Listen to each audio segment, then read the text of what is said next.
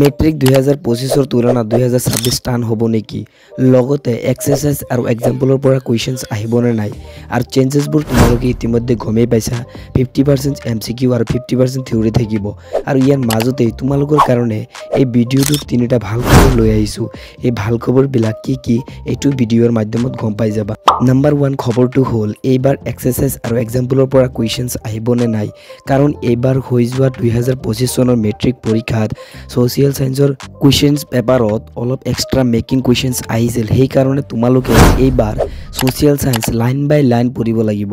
line বাই line পঢ়িলে জোৰ পৰা MCQ দিলেও তোমালোকে পাৰিবা আৰু এটা কোৱেশ্চনছ আছিল এক্সাৰসাইজ আৰু এক্সাম্পলৰ পৰা কোৱেশ্চনছ আহিবনে নাই ইয়াৰ উত্তৰ হ'ব নিশ্চয় আহিব 80% কোৱেশ্চনছ প্ৰায় এক্সাৰসাইজ আৰু এক্সাম্পলৰ পৰা আহে আৰু এইবাৰো আহিব সো তোমালোকে অনুশীলনৰ কোৱেশ্চনবিলাক গুৰুত্ব দিব লাগিব 2 নম্বৰ খবৰটো হ'ল এইবাৰৰ পৰা তোমালোকে 300 টকাকৈ পাৰ মান্থ পাবা এইটো টকা কোচিং বা টিউশনৰ কাৰণে দিয়া হ'ব অহা অক্টোবৰ মাহৰ পৰা আৰম্ভ কৰি জানুৱাৰী লৈকে তোমালোকে এই টকাটো পাবলৈ সক্ষম হ'ব এই টকাটোৰে যাতে তোমালোকে প্ৰিপাৰেচনছ ভালকে কৰিব পাৰা তাৰ কাৰণে দিব 3 নম্বৰ খবৰটো হ'ল যিসকল স্কুল পঢ়াৰ ক্ষেত্ৰত পিছপৰা অৰ্থাৎ সুবিধা কম সেইবোৰ স্কুল ভালকে ট্ৰেনিং দিয়া হ'ব যাতে এই স্কুলবোৰৰ ৰিজাল্ট ভাল হয় আৰু লাষ্ট এটা কথা আছে ক্লাছ 9ত কিছুমানৰ ভাল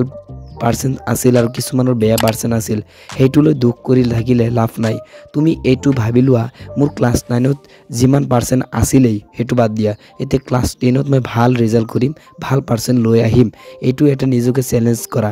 কমেন্টত লিখা চ্যালেঞ্জ একসেপ্ট আৰু ভিডিও ভাল লাগিলে চেনেল সাবস্ক্ৰাইব কৰিবা থ্যাঙ্কস ফৰ ওয়াচিং